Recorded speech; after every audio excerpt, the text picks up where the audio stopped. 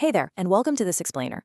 Look, if you've ever had to deal with the legal system, or honestly, even just thought about it, you know that the civil lawsuit process can feel absolutely intimidating. It feels like this massive, impossible maze of weird jargon and just endless paperwork. But today, we're going to demystify the whole shebang. We're breaking it down into a clear, predictable journey so you know exactly what to expect. Okay, let's dive right into our roadmap. We are going to cover starting your civil lawsuit, then step 1, the pleadings, step 2, the discovery process, step 3, going to trial, and finally, step 4, the appeal process. All right, first step, starting your civil lawsuit. Before a lawsuit truly begins, there's some absolutely essential groundwork we've got to lay out. First things first, we need to set the baseline for the game we're playing. A civil lawsuit is completely 100% separate from a criminal proceeding. When most of us think of courts, we instantly picture those dramatic TV courtroom tropes, right? You know, the shouting prosecutors, the threat of jail time, basically an episode of Law and Order. But a civil lawsuit isn't like that at all. It's a dispute handled by courts based on non-criminal statutes. Think personal injury cases or a breach of contract. You're suing for damages or specific actions. You're not sending someone to prison. So before you file a single piece of paper, you have a couple of vital pre-steps. First, you absolutely need to consult an attorney for an open, honest prediction of your case. Seriously, do not skip this. And crucially, this is a big one. You have to ensure your case falls within your state's statute of limitations. It's like a ticking clock. If you wait too long, your legal window closes permanently. No way around it. Getting that initial advice and checking your timeline is literally the most critical thing to do before anything else. Now, assuming you've met with your attorney and you're safely within those time limits, your case is going to follow 4 main sequential steps: pleadings, discovery, trial, and appeal. We're going to walk through every single one of these sequentially so you understand exactly how this whole process flows from start to finish. Moving right along to step 1, the pleadings. This is where the paperwork battle officially kicks off. The person bringing the lawsuit, the plaintiff, files what's called the complaint.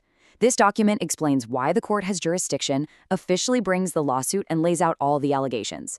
In response, the person being sued, the defendant, files their answer. Just like it sounds, it responds to the complaint, specifically pointing out any inaccuracies or falsehoods they see in the plaintiff's story. It's a very strategic back and forth.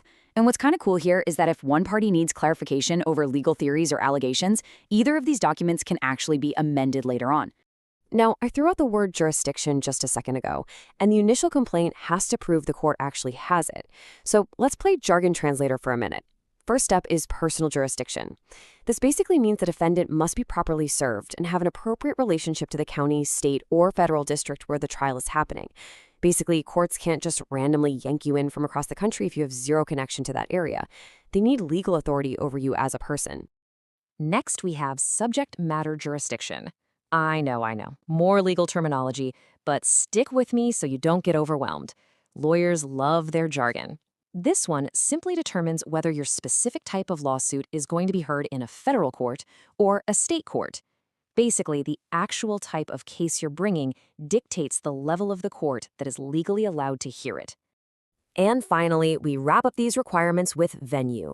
This is the rule stating your case must be filed in an appropriate court based on proximity to the incident itself or where the parties are actually located. So to put that all together, personal jurisdiction, subject matter jurisdiction, and venue are the complex set of rules that validate the plaintiff's initial complaint and allow the lawsuit to actually proceed in a specific courthouse.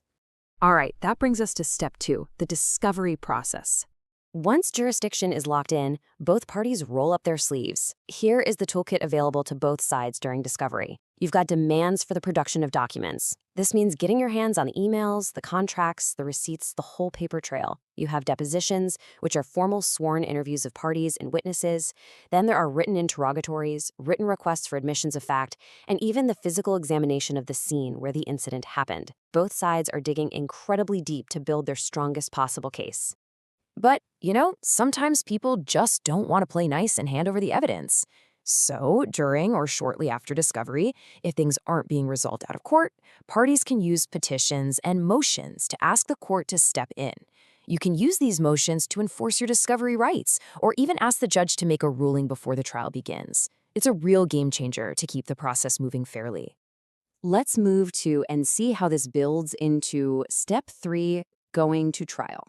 If the dispute isn't resolved out of court during that discovery phase, we are going to trial.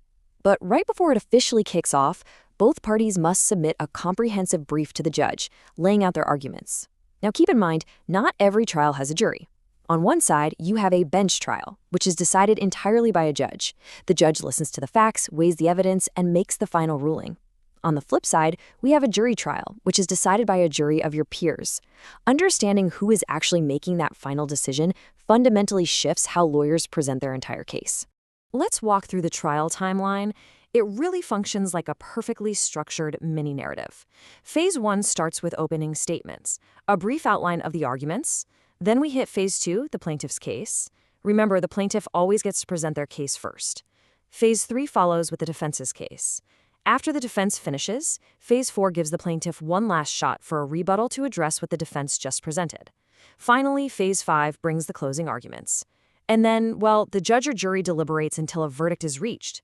Throughout those middle phases, both sides are aggressively presenting their evidence. That can be physical documents, exhibits, or expert testimony. But remember, this isn't just a one-sided presentation. After a witness is examined by one party, the opposing counsel gets the chance to cross-examine them. They get to test their credibility and the strength of their claims right there on the stand.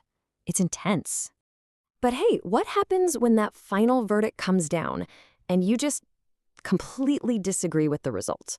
What if you genuinely feel the judge or the jury got it fundamentally wrong?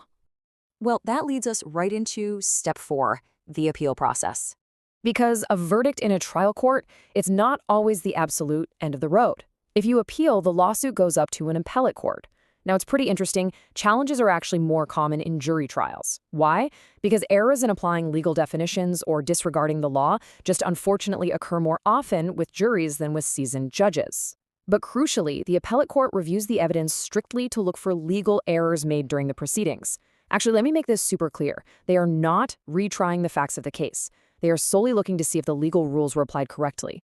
After reviewing everything, the appellate court releases its opinion, which is their formal decision. This generally leads to one of two final possible outcomes for our journey today. They will either affirm the verdict, meaning they agree with the trial court and the original decision stands, or they will find an error, meaning they discovered a legal mistake that flawed the original trial. So I want to leave you with this final thought. Now that you actually know the roadmap, does civil litigation still feel like an impossible maze, or are you ready to navigate the journey? The reason this matters so much is that understanding the system takes away the fear. Knowing the difference between pleadings and discovery or a bench trial versus an appeal, it empowers you. It lets you make informed decisions and ask your attorney the exact right questions. The legal system isn't some mystery, it's just a process. Thanks so much for joining me on this explainer, and keep learning.